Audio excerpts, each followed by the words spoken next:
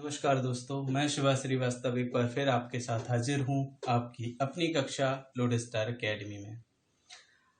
आज हम कुछ महत्वपूर्ण बिंदुओं के साथ साथ जो हमने टॉपिक किया था संख्या पद्धति, उसके क्वेश्चंस लेंगे। और ये महत्वपूर्ण जो बिंदु हैं यहाँ पे मैंने आपको कुछ दे रखे हैं।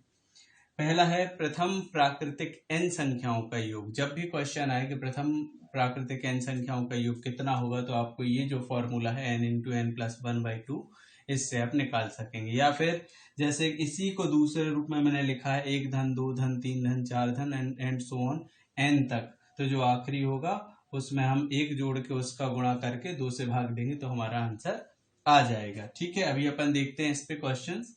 दूसरा फॉर्मूला मैंने लिखा है, जब प्रथम n सम संख्याओं की बात की जाए। सम संख्या है, प्राकृतिक संख्या मतलब सीधा नंबर। हम पहले बता चुके हैं आपको संख्या पद्धति में कि संख्याएं कितने प्रकार की होती हैं और कौन कौन सी होती हैं। यहाँ पे बात कर रहे हैं अपन सम संख्याओं के योग की। तो प्रथम प्राकृतिक n सम संख्याओं का योग हो है n इंटू एन प्लस 1। ठीक है, n में जैसे मैंने आपको बोल दिया प्रथम 5 सम संख्याओं का योग कितना होगा, तो प्रथम 5 बोला है तो हमने देखा है कौन कौन सी संख्या है, 2 4 6 8 10, इनका योग कितना है। तो हमने क्या किया, इसमें 5 गुणा 5 धन 1 6, 6 पंचे 30, ये आ गया यहाँ से। तो अपन यहाँ पे जोड़ के देख लो, 2 और 4 6 और 6 12 और 8 20 और धन 30, यहां से आप निकाल सकते हैं। तो प्रथम 5 n यानी सम संख्याओं का योग हो गया n इंटू एन प्लस 1। बिल्कुल सिंपल सी बात है।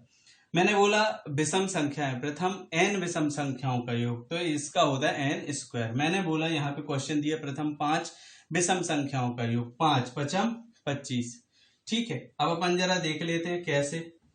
1 और 3 4 और 5 9 और 7 16, 16 और 9 25, आ गया आंसर। तो इस तरीके से आप सम संख्या विषम संख्याओं के योग निकाल सकते हैं। ये वाली जो है मैंने यहाँ पे आपको थ्योरी फॉर्म में भी दिया है और उसी का एक एग्जाम्पल ये दिया कि 1 धन 2 धन 3 धन 4, तो इसको अपन जोड़ते रहेंगे। n तक जोड़ा तो n इंटू एन प्लस 1/2। लेकिन अगर इन सबका स्क्वायर कर दिया, 1 का स्क्वायर 2 का स्क्वायर 3 का 4 का और n तक जितना है, तो उसका n into N plus 1 into 2n plus 1 upon 6, ये वाला फॉर्मूला आपको याद रखना पड़ेगा। बात करें अगर इसी पे q की, 1q plus 2q plus 3q plus 4q plus and so on nq, तो इसका फॉर्मूला हो जाएगा n square into N plus 1 का स्क्वायर डिवाइडेड बाय 4। ठीक है, तो इस तरीके से जो है हमारे फॉर्मूले, जो मेन फॉर्मूले हैं वो हमने यहाँ पे देख लिए। अब हम कुछ क्वेश्चंस करते हैं। क्वेश्चंस में हम देखेंगे कि किस किस टाइप के क्वेश्चंस आते हैं, और इसके अलावा इसमें कुछ और क्वेश्चंस इस तरीके से हैं जिनमें आपको एलसीएम और एचसीएफ की जरूरत पड़ेगी, मतलब लघुत्तम समापवर्त और महत्तम समापवर्त की जरूरत पड़ेगी। तो वो जो क्वेश्चंस हैं वो हम देखेंगे अपनी सेकेंड यूनिट के बाद, मतलब लघुत्तम समापवर्त और महत्तम समापवर्त हमारी अगली यूनिट है, उसके बाद देखेंगे। तो यहाँ पे पहला क्वेश्चन लेते हैं हम। मैंने आपको बोला क्वेश्चन नंबर 1 यहाँ पे कि प्रथम 10 प्राकृतिक संख्याओं का योग, प्राकृतिक संख्याओं का योग कितना होगा। तो प्रथम 10 है, हमने क्या याद रखा था, n इंटू एन प्लस 1/2। इससे हम प्रथम n प्राकृतिक यानी प्रथम 10, तो बस इसमें n की वैल्यू रख दो। 10 धन 1 बटे 2 बराबर 10 गुणा 11 बटे 2। इसको आप डायरेक्ट सीरियस यहाँ के बाद ये लिखना है, इसके बाद डायरेक्ट कर सकते हो। हमने देखा 11 धाम 110 बटे 2 यानी 55, सीधा कर सकते हो। ये मैं सिर्फ आपको समझाने के लिए लिख रहा हूं, 110 बटे 2। ठीक है, तो आप जब देखेंगे 1 से 10 तक की गिनती को आप जोड़ेंगे तो आंसर आएगा 55। ठीक है, नेक्स्ट क्वेश्चन लेते हैं हम। इसी की जगह मैंने बोल दिया 50। क्वेश्चन नंबर 2, 50 प्राकृतिक संख्याओं का योग, प्रथम 50, तो बस वही रखेंगे हम, n इंटू एन प्लस 1/2। 50 गुणा 51 बटे 2। इस तरीके से आप जो है इसमें रख सकते हैं 50 गुणा 51, 51 में हमने 50 का गुणा किया और बटे 2 किए, हमारा आंसर सीधा सीधा आ जाएगा 1275। या आप ऐसा भी कर सकते हैं, 2 से ये काट दिया 25 बार और 25 का 51 में गुणा कर दिया, ठीक है, आंसर आ गया 1275। इस तरीके से जो है आप इसके क्वेश्चन सॉल्व कर सकते हैं। मतलब सिर्फ एक पॉइंट आपको ये याद है, आपको अकेला ये लिखना है, इसको लिखने के बाद कुछ नहीं, आप सीधा सीधा सॉल्व कर सकते हैं। आपको पता है कि प्रथम 10 पूछा है तो n इंटू एन प्लस 1 लिखा हमने, यहाँ इससे इसको भी काट देते, 2 से 10 कट गया, 5 आ गया, 5 11 55, सीधा निकाल सकते हो, ठीक है। तो हमारा अगला जो क्वेश्चन है वो लेते हैं। इसके बाद 2 क्वेश्चन हो गए हमारे, हम लगभग इससे जुड़े 15-20 क्वेश्चन से ज्यादा यहाँ पे करने वाले हैं। अगला क्वेश्चन है हमारा, इसी क्वेश्चन को उन्होंने पलट के दे दिया, उन्होंने बोला 1 से 25 तक, 1 से 25 तक की प्राकृतिक संख्याओं का योग, प्राकृत संख्याओं का योग कितना होगा, ठीक है। तो 1 से 25 तक कितनी संख्याएं हुई, 25 संख्याएं हुई, बस सिंपल 25 गुणा 25 धन 1 26 बटे 2, यहां से ये कट गया 13 बार, आपने इसमें गुणा कर दिया, 13 पंचे 13 पन्ना 65, 5 6 13 दूनी 26, 26 और 6 32, आंसर आ गया 325, ठीक है। चलो, तो आपको कुछ नहीं करना है, जैसे क्वेश्चन देखा आपने किस तरीके से, ये थ्योरी फॉर्म में है, जैसे इसी को मैं पूछ लेता 25 प्राकृतिक संख्याओं, तो उन्होंने ये नहीं बोला, उन्होंने बोला 1 से 25 तक। अगर यही क्वेश्चन और चेंज हो जाए, जैसे कि अगला क्वेश्चन हम लेते हैं 50 से 100 तक, वो मैंने अभी जो क्वेश्चन किया था वो उसी का थ्योरी फॉर्म है, 50 से 100 तक। अब 50 से 100 तक में 50 भी इंक्लूड है, और हमें पता है 51 से 100 तक 50 संख्याएं हैं, 50 और 1 51 संख्या है, तो 51 संख्या में 51 यहाँ पे हो जाएगी 51, इसको सीधा लिख देते हैं अपन, ठीक है, पता है ही क्या लिखना है, 51 गुणा 52 बटे 2, तो यहाँ से ये कट जाएगा 26 बार, और आप डायरेक्ट 51 गुणा 26 का गुणा करोगे तो आपको आंसर मिल जाएगा, ठीक है। अगला क्वेश्चन उठाते हैं हम,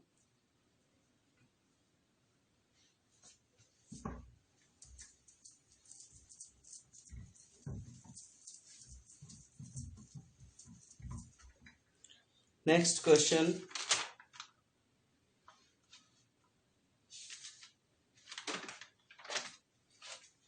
मैंने बोला 100 तक की विषम संख्याओं का योग। अब हमें पता है 100 तक की, क्वेश्चन नेक्स्ट क्वेश्चन है हमारा 100 तक की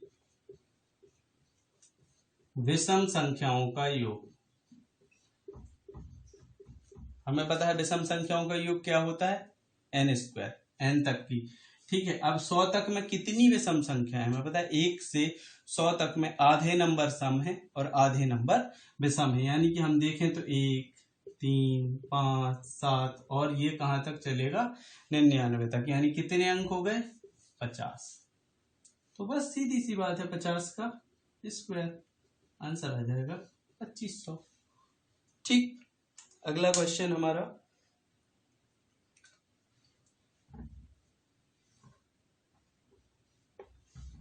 एक स्क्वायर धन 2 स्क्वायर धन 3 square and so on 10 square, ठीक है। तो हमने इसका फॉर्मूला क्या देखा था, n into N plus 1 into 2n plus 1 divided by 6, ठीक। यहाँ पे n की वैल्यू क्या है 10, 10 11 2 इंटू 10 20 प्लस 1 21 डिवाइडेड बाय 6। आप जब इन सब का मल्टीप्लाई करेंगे ये हो जाएगा आपका 110 इंटू 21 डिवाइडेड बाय 6, ठीक है। तो ये डायरेक्टली तो कट नहीं रहे, बस आप इनको जब मल्टीप्लाई कर देंगे तो आपका आंसर आ जाएगा। नेक्स्ट क्वेश्चन की हम बात करें,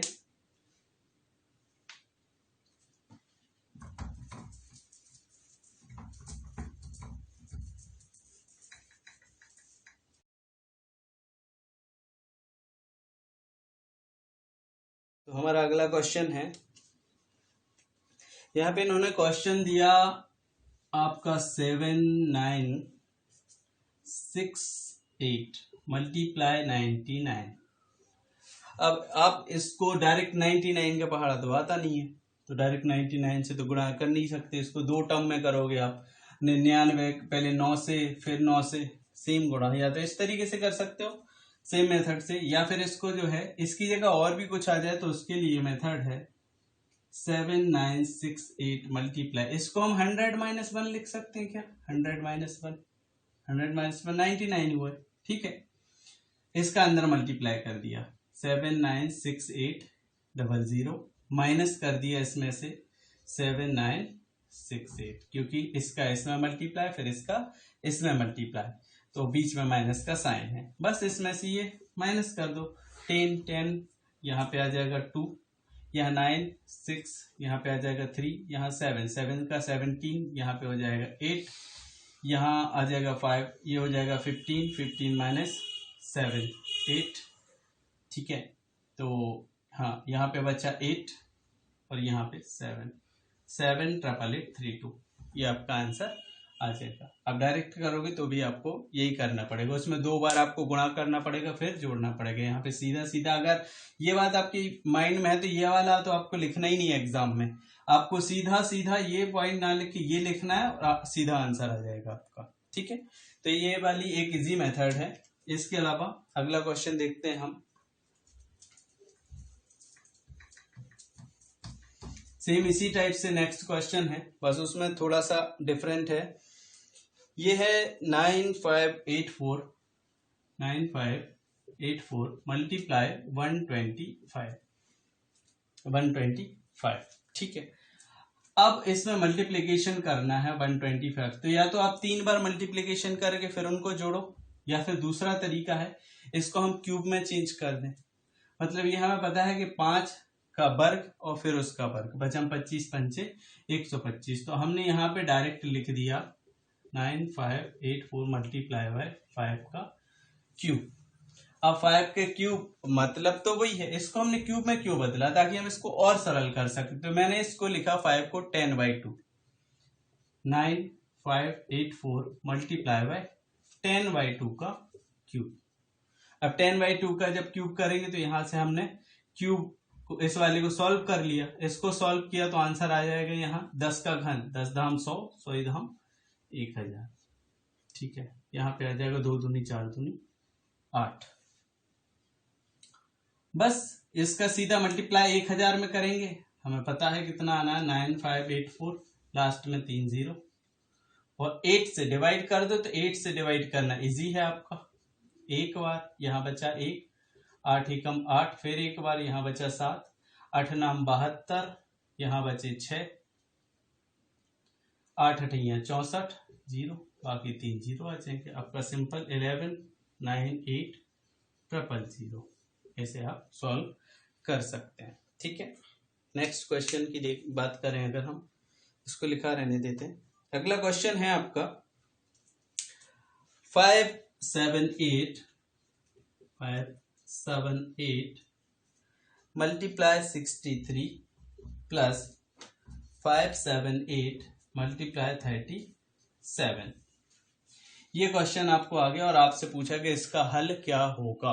तो हमें यहाँ पे सीधा सा पता है कि 578 जो है कॉमन है, हमने यहाँ पे 578 ले लिया कॉमन, यहाँ पे बचा 63, यहाँ पे आ गया 37, ये हो गया 100, तो 100 से डायरेक्ट इसमें मल्टीप्लाई करेंगे 57800, ये आपका आंसर आ गया, ठीक है। तो अच्छा एक चीज और आप लोगों को लग रहा होगा कि सर देख रहे हैं, ऐसा नहीं है, हम सिर्फ क्वेश्चन उठा रहे हैं। और क्वेश्चंस इसलिए क्योंकि मैथमेटिक्स में अगर एक भी संख्या इधर उधर होती है तो आपका आंसर गलत आता है, ठीक है। इसीलिए कई बार आपने देखा होगा कि एग्जाम्स में भी जब क्वेश्चन आते हैं और अगर एक नंबर एक डिजिट भी यहाँ वहां होता है तो वो उनको क्या करना पड़ता है, उस क्वेश्चन को डिलीट ही करना पड़ता है, ठीक है। इसीलिए क्वेश्चन देखना जरूरी है, बिना क्वेश्चन देख के अपन किसी भी क्वेश्चन को सॉल्व नहीं कर सकते। जब तक क्वेश्चन पता नहीं होगा हम कैसे सॉल्व करेंगे, मन से क्वेश्चन नहीं बनाए जाते, और ठीक है। नेक्स्ट क्वेश्चन है 694 मल्टीप्लाई 489 माइनस 694 मल्टीप्लाई 389। ठीक है, देखने में बड़ा खतरनाक लग रहा है लेकिन है कुछ भी नहीं।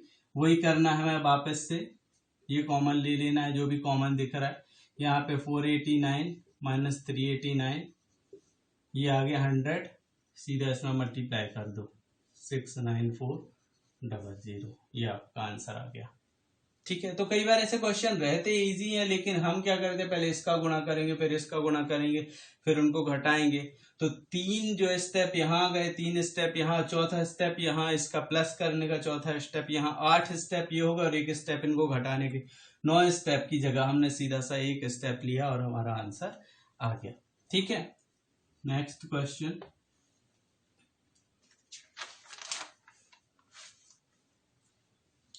One two 08 multiply 1208।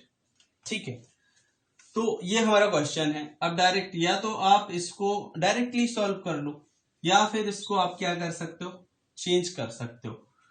ये हमें पता है क्या है, 1208 का वर्ग है ना। अब 1208 को हमने तोड़ा, 1200 धन 8, और जैसे ही वर्ग को खोला तो यहाँ पे वर्ग आ गए। हमें पता है A square plus B square क्या होता है, या ए प्लस बी का होल स्क्वायर, यहाँ पे हमने लिख लिया, ये हो गया आपका ए प्लस बी का whole square. A plus B का होल स्क्वायर क्या कहता है, A square plus B square plus 2ab,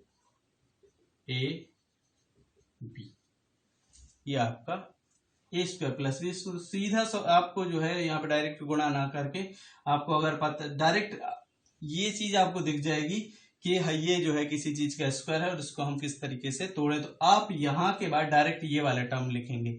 अगर आपकी प्रैक्टिस अच्छी है तो 1200 का वर्ग 144 धन 64 धन यहाँ पे आ जाएगा 12 दूनी 24 गुणा 8। ठीक है, इन दोनों को जोड़ दिया तो क्या आ गया, 144 64 धन इसका मल्टीप्लाई कर दिया, ये 0 ये 0, 8 चौके 32, 2 8 दूनी 16 और 3 19। बस इनको जोड़ दो, 4 6 6 13 33 66 4 4 6 6 4 2 6 9 और 4 13 की 3 हाथ से लाइए कर 1 2 और 1 3। ठीक है, आंसर आ गया 33 66 4। ठीक, next question.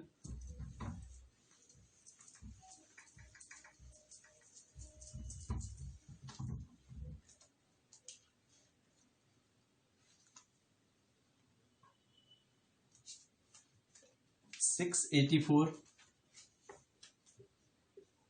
Multiply 684 minus 116 into 116। ठीक है वही चीज यहाँ पे ए स्क्वायर माइनस बी स्क्वायर, ए स्क्वायर माइनस बी स्क्वायर, या इनको होल स्क्वायर कर लें। ये तो ए माइनस बी, या हमें पता है A square minus B square क्या होता है, ए प्लस बी और ए माइनस बी। सीधा सीधा लिख लें, 684 प्लस 116, 684 माइनस 116। इसको आप सॉल्व करेंगे, 0 0 8 इंटू ये हो जाएगा आपका 6 8 यहाँ पे हो जाएगा आपका 6, यहाँ पे हो जाएगा 5। इनका आप मल्टीप्लिकेशन कर लो, सीधा सीधा आपका आंसर आ जाएगा। Next question.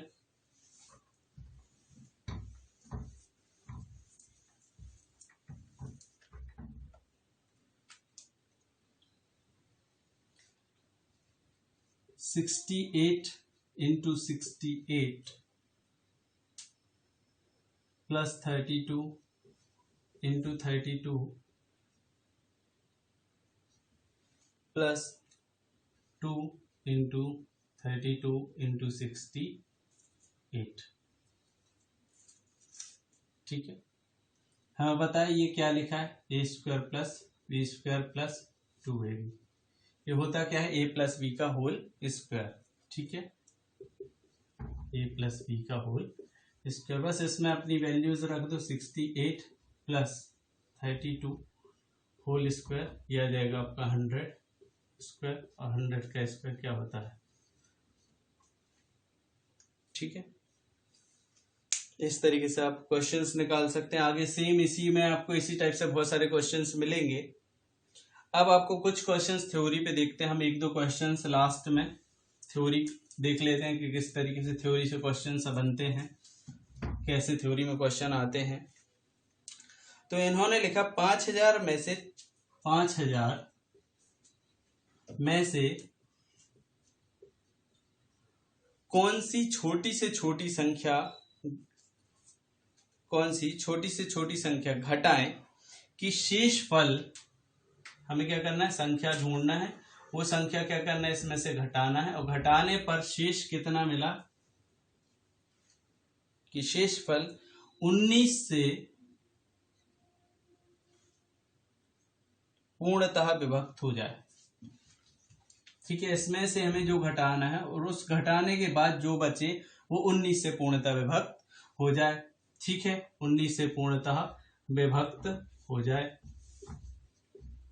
तो हमें बस यहाँ पे याद रखना है कि जो भी क्वेश्चन दिया उसमें से कौन सी संख्या घटाएं कि जो शेष आए वो 19 से पूर्णतः विभक्त हो जाए। तो हमें डायरेक्ट 19 से इसमें भाग दे देना है 5000 में,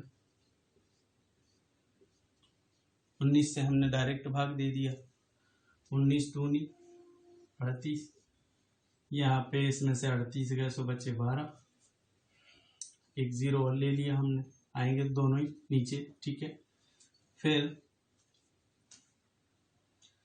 फिर अपन ने दिया भाग 19 गुणा 6, तो आंसर आ गया 112। ठीक है,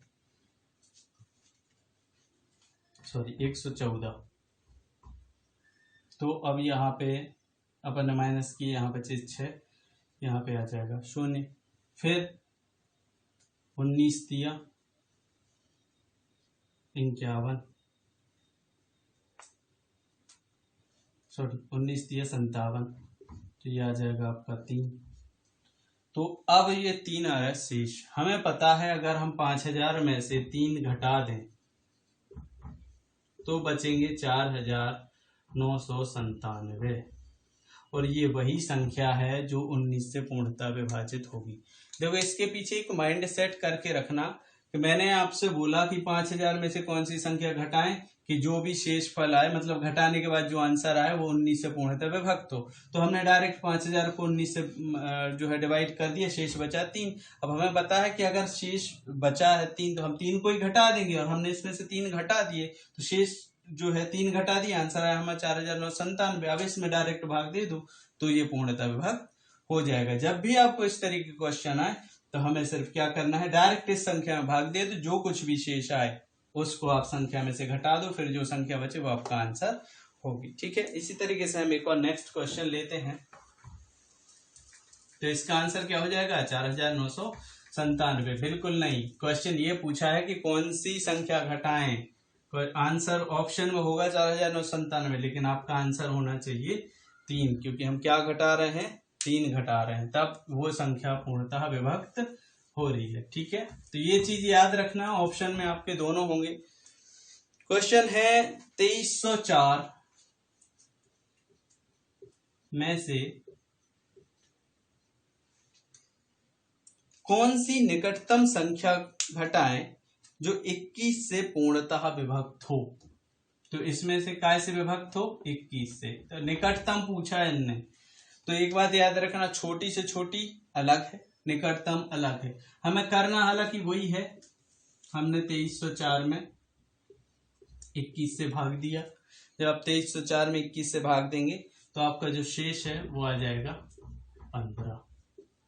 अब उसने पूछा निकटतम, हमें ये चीज याद रखनी कि में से कौन सी संख्या जो है घटाएं कि 21 से पूर्णतः विभक्त हो जाए। तो 15 घटाएंगे क्या इसमें से, नहीं, हमें क्या करना है, जो संख्या है उसमें से शेष माइनस कर देना है। यानी कि अगर हम इसमें 6 और जोड़ दें, देखो एक चीज आपको याद रखना है, 15 घटाने पे या 6 जोड़ने पे, 15 में और 21 में कितना फर्क है, 6 का। तो 15 या तो घटा दें या 6 जोड़ दें। अब ज्यादा करीब कौन सी है, चलो अपन दोनों देख लेते हैं। 2304 लिखा है मैंने यहाँ पे, इसमें से मैंने 15 घटा दिए, ये बचा आपका 2291, सॉरी 89। ठीक, एक ये है संख्या और एक संख्या है आपकी, इसमें 6 जोड़ दिए 2310।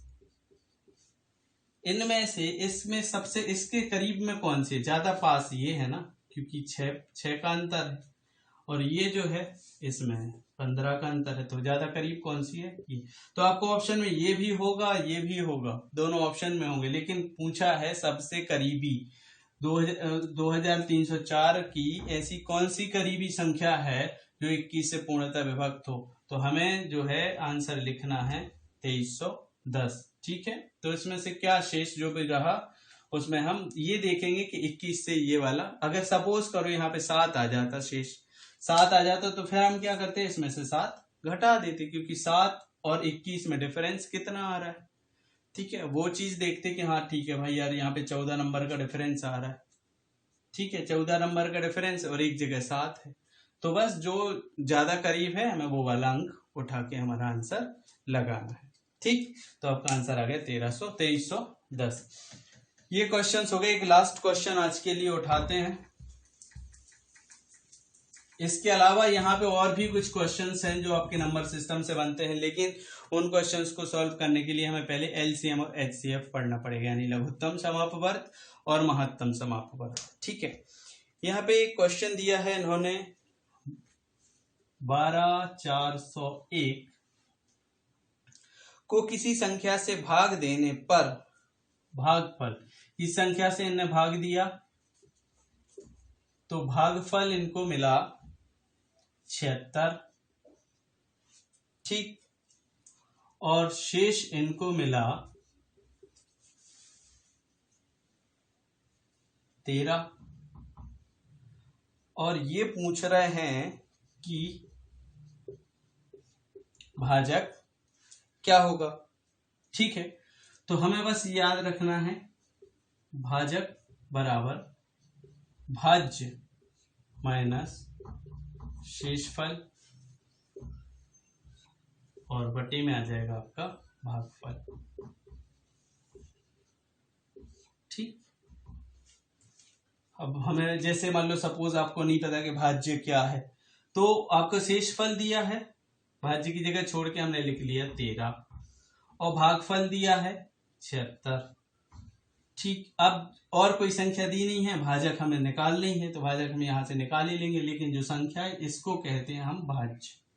यहाँ पे आ गई 12401। आप इसको जब सॉल्व करेंगे तो आपका भाजक जो है निकल आएगा। इस तरीके से आप जो है इस तरीके क्वेश्चन के आंसर निकाल सकते हैं। ठीक है, तो आज के लिए इतना ही। अगले वीडियो में हम देखेंगे लघुत्तम समापवर्त और महत्तम समापवर्त, उसके बाद उससे रिलेटेड क्वेश्चन और इसके जो भी क्वेश्चंस हैं जो उस पर आधारित हैं। जैसे कि आप लोगों ने क्वेश्चंस देखे होंगे एग्जाम हॉल में कि कोई, जैसे एग्जाम्पल लेते हैं कि कोई गरड़िया है, वो भेड़ें चराने जाता है। ठीक है, उसके पास कुछ भेड़ें हैं, कुछ और गड़रिये उसके साथ में है, वहां पे कुल पैरों की संख्या इतनी है, कुल सिरों की संख्या इतनी है, तो कितनी भेड़ें होंगी और कितने गड़रिये होंगे। इस तरीके से जो क्वेश्चंस बनते हैं वो भी नंबर सिस्टम के ही हैं, और वो क्वेश्चंस आप जब कर पाएंगे जब आपको एलसीएम और एचसीएफ का ज्ञान होगा। उसके अलावा और भी कुछ क्वेश्चंस हैं, और उन क्वेश्चंस को भी आप एलसीएम और एचसीएफ के हिसाब से ये नंबर सिस्टम के क्वेश्चन कर पाएंगे। तो एलसीएम और एचसीएफ जो है हम अगले वीडियो में लेके आएंगे। तब तक के लिए धन्यवाद। जय हिंद।